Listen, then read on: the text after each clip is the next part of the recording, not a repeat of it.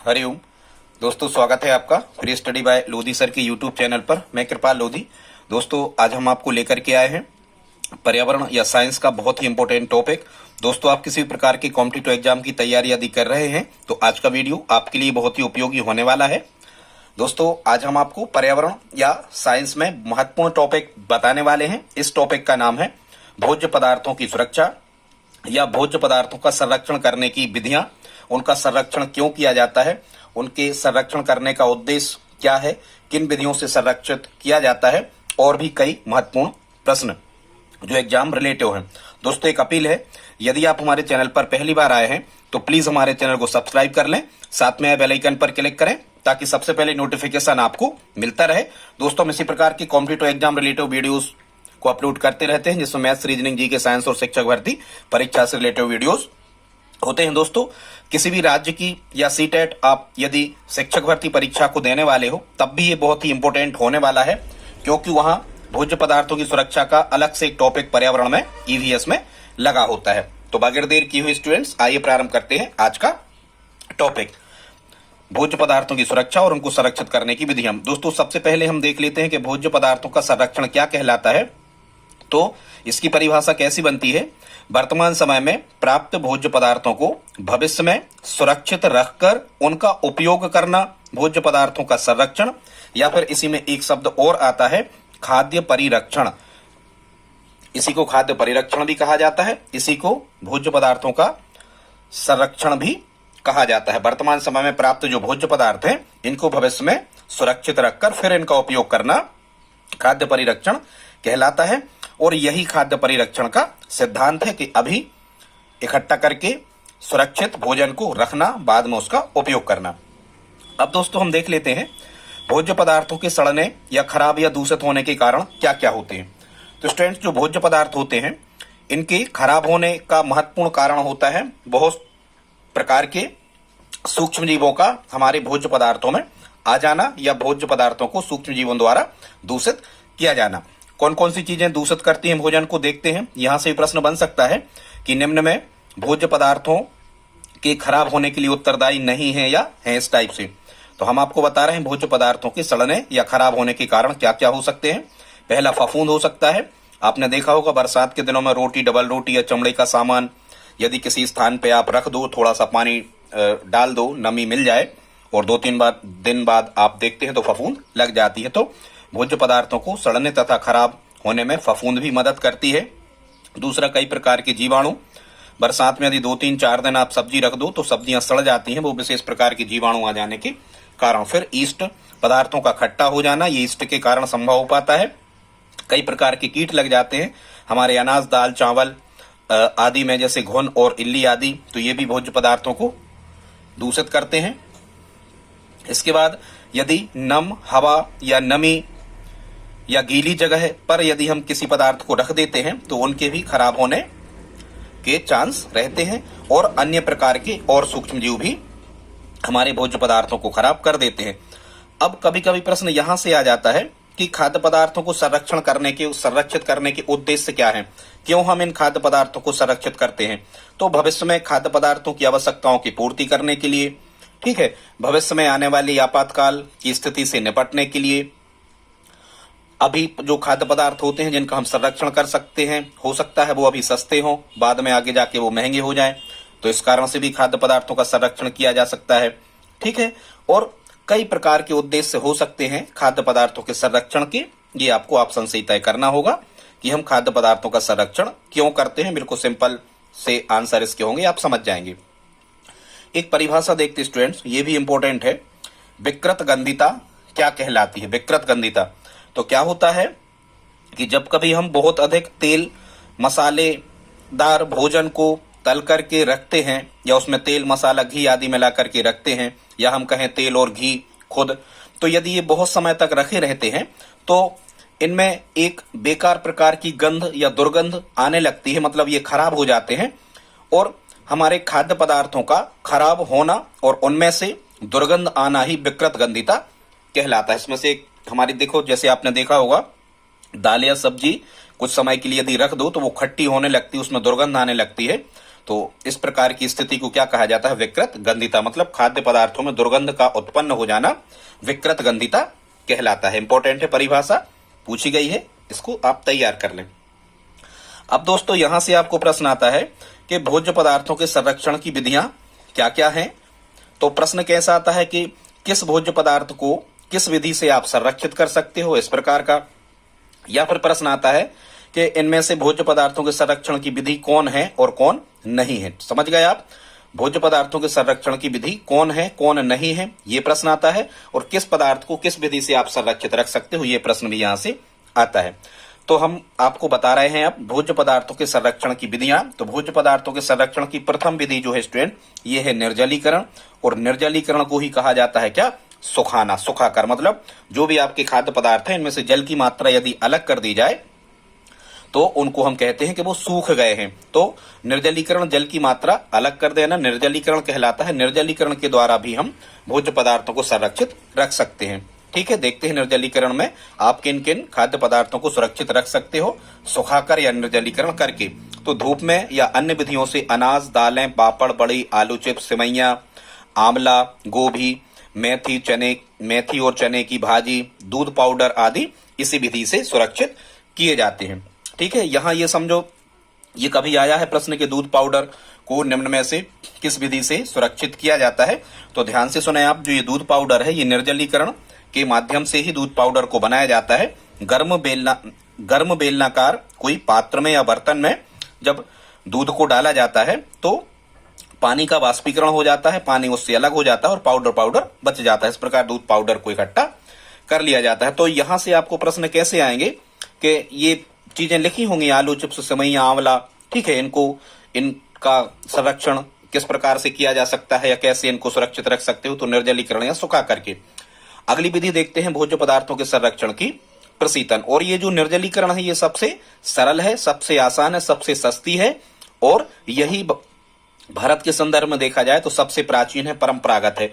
बहुत समय से हमारे पूर्वज जो है वो निर्जलीकरण या सुखाकर ही कुछ खाद्य पदार्थों का संरक्षण करते आ रहे हैं। दूसरी विधि देखते स्टूडेंट, प्रशीतन। प्रशीतन का मतलब होता है शीतलक, ठंडा करना। तो भोजन को ठंडे स्थान पर रखना प्रशीतन कहलाता है। आपने देखा हुआ मड़े हुए गूथे हुए आटे पर गीला कपड़ा डाल देना, बनी सब्जी को ठंडे पानी में रखना, फल या सब्जियों को गीले कपड़े में ढक कर रखना। ठीक है, ये सब क्या कहलाता है? ये सब प्रशीतन कहलाता है। मतलब किसी भी तरीके से खाद्य पदार्थों को ठंडे स्थान पर रखना। ठीक है, क्योंकि वो टेम्परेचर यदि नहीं मिल पाता है कीटों को या हम कहें कि सूक्ष्म जीवों को, एक विशेष जो टेम्परेचर होता है 0 डिग्री से 60 डिग्री सेंटीग्रेड तक, ये यदि नहीं मिल पाता है तो वो उसमें नहीं पनप पाते। तो ये टेम्परेचर का मैनेज करने के लिए ही ये प्रशीतन की विधि अपनाई जाती है। ठीक है, कभी कभी ये प्रश्न भी आया है कि रेफ्रिजरेटर में टेम्परेचर कितना होता है सामान्यतः। तो ध्यान से सुनना, जो रेफ्रिजरेटर होता है या प्रशीतक, इसमें तापमान 7 से 10 डिग्री सेंटीग्रेड तक होता है। ठीक, और ये कम ताप क्या करता है? कम ताप भोजन खराब करने वाले एंजाइम की क्रिया को रोक देता है। एंजाइम नहीं बढ़ पाते, एंजाइम की क्रिया को रोक देता है कम ताप, इसलिए प्रशीतन का उपयोग किया जाता है। इसके दोष क्या है? तो कुछ घंटे या कुछ दिनों तक ही आप इनमें वस्तुओं को ठंडा करके रख सकते हो। रेफ्रिजरेटर में भी वस्तुओं को आप रख देते हो फ्रिज में, वो भी प्रशीतन ही कहलाता है। ठीक है, तो दोष क्या है कि कुछ घंटे या कुछ दिनों तक ही सुरक्षित आप रेफ्रिजरेटर वगैरह में रख सकते हो। बाकी ज्यादा समय तक यदि आप उसमें रखते हो तो उस पदार्थों की गुणवत्ता क्या हो जाती है? समाप्त होने लगती है। ठीक है, आगे देखते हैं स्टूडेंट्स। अगला है कोल्ड स्टोरेज क्या कहलाते हैं। तो बड़े बड़े मकानों में या बड़े बड़े गोदामों में बहुत अधिक मात्रा में या व्यापक पैमाने पे व्यापारिक स्तर पर क्या होता है कि बहुत बड़े बड़े एसी और फ्रिज लगाए जाते हैं, जिनमें मुख्यतः भोज्य पदार्थ हम कहें कि सब्जी या फल या दूध को सुरक्षित रखा जाता है बहुत समय तक। तो ऐसे स्थानों को कोल्ड स्टोरेज कहते हैं, जहां बहुत अधिक एसी फ्रिज लगे होते हैं जिनमें सब्जी, फल और दूध को सुरक्षित रखा जा सकता है बहुत अधिक समय तक। ऐसे स्थानों को कोल्ड स्टोरेज कहते हैं। एक परिभाषा और दोस्तों यहां आपको सीखना है, खाद्यान्न श्रृंखला क्रांति। तो ये खाद्यान्न श्रृंखला क्रांति भी उसी से संबंधित है। मतलब खाद्यान्न श्रृंखला क्रांति एक इस प्रकार की क्रांति है जिसमें व्यापारिक स्तर पर या व्यवसायिक स्तर पर दूध, फल और सब्जी को कोल्ड स्टोरेज में सुरक्षित करने की क्रांति सी आ गई है, जिसे खाद्यान्न श्रृंखला क्रांति कहा जाता है। तो आई होप आप समझ गए होंगे कि खाद्यान्न श्रृंखला क्रांति का मतलब है कि फल, सब्जियां और दूध को बहुत समय तक कोल्ड स्टोरेज में सुरक्षित रखना खाद्यान्न श्रृंखला क्रांति के अंतर्गत आता है। अब हम देखते हैं स्टूडेंट्स, जो तीसरी अन्य विधि है भोज्य पदार्थों के संरक्षण की, उसे हम कहते हैं उबालना। अधिक तापमान के कारण हानिकारक जीवाणु नष्ट हो जाते हैं उबालने से। ठीक है, जैसे हम दूध को उबाल लेते हैं या पानी को उबाल करके हम पीते हैं, तो ये क्या कहलाता है? उबालना विधि। अब यहां से प्रश्न कैसे आते हैं? ऐसे ही आते हैं कि किस विधि से आप दूध को सुरक्षित रख सकते हो, किस विधि से आप पानी को सुरक्षित रख सकते हो, तो उबाल करके। अगली विधि देखते हैं दोस्तों, ये है पास्चुरीकरण। बहुत ही इंपॉर्टेंट है। पास्चुरीकरण को हिंदी में बंध्याकरण भी एक प्रकार से कहा जाता है। पास्चुरीकरण की खोज करने वाले जो वैज्ञानिक थे वो लुई पास्चर थे। इनने कुत्ते के काटने के इंजेक्शन की भी खोज करी थी, क्योंकि कुत्ता पास्चर पाछे से काटता है, कुत्ता ऐसे करके आप याद रखना, कुत्ते काटने का इंजेक्शन दिया लुई पास्चर ने। अब हम देखते हैं कि ये पास्चुरीकरण क्या कहलाता है। बहुत इंपॉर्टेंट है, यहां से प्रश्न पूछा जाता है। तो दूध से जीवाणुओं को नष्ट करने के लिए दूध को लगभग 70 डिग्री सेंटीग्रेड पर लगभग 15 मिनट तक गर्म किया जाता है। फिर अचानक से 0 डिग्री सेंटीग्रेड तक दूध को ठंडा किया जाता है। इससे दूध में हानिकारक जो जीवाणु होते हैं वो नष्ट हो जाते हैं।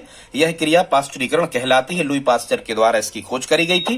फिर इसी दूध को बोतलों और पैकेटों में बंद करके डेयरी पर बेचने के लिए रख दिया जाता है। तो ये क्रिया क्या कहलाती है दोस्तों? पास्चुरीकरण। ये डाटा जरूर याद करें, 70 डिग्री सेंटीग्रेड पर 15 मिनट तक और फिर 0 डिग्री सेंटीग्रेड तक हमें क्या करना है? ठंडा करना है। तो दूध को आप सुरक्षित कैसे रख सकते हो? पास्चुराइजेशन या पास्चुरीकरण के द्वारा। आगे देखते स्टूडेंट, अगली विधि है भोज्य पदार्थों को संरक्षित करने की। रासायनिक एवं अन्य पदार्थों का उपयोग करके भी आप भोज्य पदार्थों को सुरक्षित रख सकते हो। कौन कौन से रासायनिक पदार्थों का उपयोग आप करोगे, यह हमने बताया है। देख लेते हैं कि कौन से रासायनिक पदार्थों का आप उपयोग कर सकते हो। तो जैसे ठंडी बोतल आपने देखी होंगी, जो कोल्ड स्टोरेज वगैरह में जो शीतल पेय की बोतल होती हैं, कोल्ड ड्रिंक वगैरह होती हैं, इनमें कार्बन डाइऑक्साइड गैस मिला करके इनको सुरक्षित रखा जा सकता है। आपने देखा होगा कि जो पैकेट बंद भोजन, कुरकुरे वगैरह जो होते हैं, पैकेट में बंद जो भोजन आता है, इसमें नाइट्रोजन गैस को मिला करके रखा जाता है, ताकि ये कार्बन डाइऑक्साइड या नाइट्रोजन जो है ये निष्क्रिय वातावरण वहां उत्पन्न कर देती है। तो वहां एंजाइम, बैक्टीरिया आदि नहीं पनप पाते, कोई केमिकल रिएक्शन वहां नहीं हो पाता इनके कारण। तो ध्यान से सुनना, ये भी प्रश्न बनता है यहां से कि कोल्ड या ठंडी बोतल में कौन सी गैस मिलाई जाती है? तो कार्बन डाइऑक्साइड मिलाई जाती है।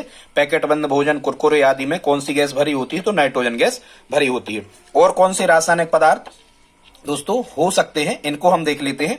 यहां से ही प्रश्न आता है कि भोज्य पदार्थों के संरक्षण में निम्न में से किस रासायनिक पदार्थ का उपयोग किया जाता है या नहीं किया जाता? तो कौन कौन से रासायनिक पदार्थों का उपयोग कर सकते हो? एक तो आप कर सकते हो नमक का, तो इसको NaCl लिखा आता है, सोडियम क्लोराइड। ठीक है, बिल्कुल नमक का उपयोग आप कर सकते हो। नमक हो गया, कार्बन डाइऑक्साइड हो गई, नाइट्रोजन हो गई, और रासायनिक पदार्थों में सोडियम मेटाबाइसल्फाइड हो गया, पोटेशियम मेटाबाइसल्फाइड हो गया, सोडियम बेंजोएट, सिरका, और नाइट्रोजन कार्बन डाइऑक्साइड हमने बता दिया। इन पदार्थों का उपयोग आप कर सकते हो। रासायनिक पदार्थ या अन्य पदार्थों के उपयोग में यही पदार्थ आ जाते हैं। अब ये रासायनिक पदार्थ क्या करते हैं? रासायनिक पदार्थ सूक्ष्म जीवों को उत्पन्न होने से रोकते हैं। ठीक है, और भी कई चीजों का उपयोग हम कर सकते हैं, जैसे शक्कर का उपयोग कर सकते हो, नमक का, तेल आदि का उपयोग करके हम अचार, मुरब्बा, जैम, जेली, सॉस आदि को सुरक्षित बचा सकते हैं। ठीक है, आगे देखते हैं। तो यहां यदि आपको प्रश्न आ गए कि ये अचार, मुरब्बा, जैम, जेली, सॉस को कैसे सुरक्षित बचा सकते हो, तो रासायनिक पदार्थों का उपयोग करके। ठीक है, नमक, तेल, शक्कर आदि का उपयोग करके। आगे देखते हैं स्टूडेंट्स, उच्च ताप द्वारा भोज्य पदार्थों का संरक्षण। कई पदार्थ ऐसे होते हैं जिनको तलकर या भूंजकर उच्च ताप पर उनको भी हम सुरक्षित रख सकते हैं, जैसे चने वगैरह हैं, या करेले को आप तल दो और तब तक तलते जाओ जब तक कि पूरा पानी अलग ना हो जाए, वो सूख ना जाए, तो भी पदार्थों को सुरक्षित हम रख सकते हैं। अगला पदार्थों को कैसे संरक्षित किया जा सकता है? धुआं देकर या धूम्रपान द्वारा। ठीक है, धुआं देकर या धूम्रपान द्वारा ये क्या कहलाता है कि मुख्यतः ये मांस और मछली को पहले धुआं दे देते हैं, उसको धुआं देकर के सुखाते हैं। तो इससे क्या होता है कि उसके अंदर का जो निर्जलीकरण है ये धुआं रोक देता है। ठीक है, जल उनके अंदर बना रहता है। तो धुआं देकर या धूम्रपान द्वारा भी भोजन को संरक्षित किया जा सकता है। यहां से प्रश्न ये आता है कि धुआं देकर या धूम्रपान द्वारा मुख्यतः किस भोज्य पदार्थ का संरक्षण किया जाता है? तो मांस व मछली का। अगला स्टूडेंट, डिब्बाबंद जो प्रथा होती है या कैनिंग कहलाती है, इसके जो जनक थे निकोलस एपर्ट थे। चाइना से आई ये विधि। इसमें क्या होता है कि जो भोज्य पदार्थ होते हैं इनको डिब्बा में बंद करके और फिर उच्च तापमान पर पूरे डिब्बे सहित इनको गर्म कर दिया जाता है। ये प्रक्रिया डिब्बा बंद या कैनिंग कहलाती है। मुख्यतः डिब्बा बंद या कैनिंग के द्वारा हम सुरक्षित रख सकते हैं मांस, मछली, फलों को और दूध को। तो आई होप आप इतना समझ गए होंगे। दोस्तों यहां तक यदि आपने हमारा वीडियो देखा है तो प्लीज आप लाइक करें। निर्जलीकरण के बारे में हम आपको पहले से निर्जलीकरण के बारे में हम आपको पहले से बता चुके हैं, ये यहां फिर से लिख गया है तो आप इस पर ध्यान ना दें। अब हम देखते हैं स्टूडेंट्स विकिरण, या विकिरण को ही कहा जाता है शीत नसबंदी। क्या विकिरण, हालांकि सूर्य में ये लगभग सभी प्रकार के विकिरण सूर्य में पाए जाते हैं, सूर्य की किरणों में, सूर्य की प्रकाश में, तो ये विकिरण को क्या कहा जाता है? शीत नसबंदी। अब ये विकिरण के माध्यम से भी हम भोज्य पदार्थों को सुरक्षित रख सकते हैं। इसमें क्या होता है कि भोजन पर एक्स किरणें, अल्ट्रावायलेट मतलब परावैंगनी किरणें या गामा किरणों के द्वारा, मतलब भोजन में उपस्थित जो जीवाणु होते हैं उनको एक्स किरणों, अल्ट्रावायलेट या परावैंगनी विकिरण या गामा किरणों के द्वारा उनको मार दिया जाता है, सूक्ष्म जीवाणुओं को। ठीक है, भोज्य पदार्थों पर इसकी बौछार की जाती है इन विकिरण की, और भोजन में उपस्थित जो सूक्ष्म जीवाणु होते हैं वो नष्ट हो जाते हैं। इस विधि को विकिरण या शीत नसबंदी भी कहा जाता है। तो भोज्य पदार्थों को सुरक्षित करने की एक विधि विकिरण भी हो गई। और ध्यान से सुनना, विकिरण में किन 3 किरणों का उपयोग किया जाता है? एक्स किरणें, अल्ट्रावायलेट मतलब परावैंगनी किरणें और गामा किरणें। ठीक है, अगली विधि स्टूडेंट जॉगिंग। तो ये मांस को संरक्षित करने की एक सर्वश्रेष्ठ विधि है जो जॉगिंग कहलाती है। अगली है किण्वन। किण्वन के द्वारा हम मदिरा, बियर आदि का निर्माण भी करते हैं और इसी के द्वारा इनको बहुत समय तक सुरक्षित भी रखा जा सकता है। अगली विधि है वैक्यूम पैकिंग। ये स्टूडेंट्स जो वैक्यूम पैकिंग विधि है, इसमें खाद्य पदार्थों का भंडारण एयर टाइट बैग या बोतल में हम करते हैं। मुख्यतः पनीर या नट के भंडारण में वैक्यूम पैकिंग का उपयोग किया जाता है। अगली विधि स्टूडेंट सुगरिंग। तो ये सुगरिंग से साफ स्पष्ट हो रहा है कि ये सुगर मतलब शक्कर जैसा कोई शब्द होगा। तो पुराने समय में चीनी या शहद के घोल में फलों को सुरक्षित रखने की जो विधि थी उसे सुगरिंग कहते थे। कई बार पीएच मान कम करके भी आप भोज्य पदार्थों का संरक्षण कर सकते हो, क्योंकि पीएच मान कम करोगे तो पदार्थ अम्लीय प्रकृति के हो जाएंगे और अम्लीय प्रकृति के हो जाने पर वो बहुत समय तक खराब नहीं होंगे। तो पीएच मान कम करके भी आप पदार्थों का संरक्षण कर सकते हो। ठीक है, कभी कभी यहाँ से स्टूडेंट्स प्रश्न आए हैं, हमने देखे हैं खासकर राजस्थान टीईटी में। तो यहां से कोई प्रश्न आया था राजस्थान टीईटी में। अभी हम बता रहे विकार्य, अर्ध विकार्य, अविकार्य में से जीवाणु जो होते हैं, मुख्यतः जीवाणु 5 से 60 डिग्री सेंटीग्रेड टेम्परेचर पर ही वृद्धि करते हैं और ताप की यह परास जो होती है खतरे का क्षेत्र कहलाती है। 5 से 60 डिग्री सेंटीग्रेड ताप पर ही जीवाणु क्या होते हैं? अपनी वृद्धि करते हैं। ये क्या कहलाता है? इतना टेम्परेचर, खतरे का क्षेत्र 5 से 60 डिग्री सेंटीग्रेड। फिर हम देखते हैं कि अधिक जोखिम या अत्यधिक जोखिम वाले खाद्य पदार्थ क्या कहलाते हैं? तो जो जीवाणु होते हैं, मुख्यतः जीवाणु अधिक प्रोटीन युक्त खाद्य पदार्थ पसंद करते हैं। मतलब जीवाणु ऐसे खाद्य पदार्थों को पसंद करते हैं, उन पर वो पैदा होते हैं जिनमें अधिक क्या होता है? जिनमें अधिक क्या होता है स्टूडेंट? जिनमें अधिक क्या होता है? जिनमें अधिक प्रोटीन होता है। तो जीवाणु अधिक प्रोटीन युक्त खाद्य पदार्थ पसंद करते हैं, जैसे मांस, मछली, अंडा, मुर्गा, मुर्गी और डेयरी उत्पाद, दूध आदि, पनीर आदि। तो ये सभी अत्यधिक जोखिम वाले खाद्य पदार्थ कहलाते हैं। अत्यधिक जोखिम वाले मतलब ये जल्दी से खराब हो जाने वाले हैं, तो इनको अत्यधिक जोखिम वाले खाद्य पदार्थ कहते हैं और इनमें सबसे ज्यादा प्रोटीन होता है। अब हम देखते हैं स्टूडेंट्स की विकार्य खाद्य पदार्थ क्या है। 3 प्रकार से बांटा जाता है खाद्य पदार्थों को समय के आधार पर या अवधि के आधार पर। तो विकार्य खाद्य पदार्थ ऐसे खाद्य पदार्थों को कहते हैं जो 1 या 2 दिन तक ही चलते हैं और 1 या 2 दिन के बाद लगभग ये खराब हो जाते हैं, जैसे दूध, दही, मछली, मांस आदि। ऐसे पदार्थ विकार्य खाद्य पदार्थ कहलाते हैं। विकार्य मतलब समझना, बेकार, जल्दी हो जाएंगे। ठीक है, अगले जो खाद्य पदार्थ हैं स्टूडेंट्स, अगले जो खाद्य पदार्थ है इनको कहा जाता है अर्धविकार्य।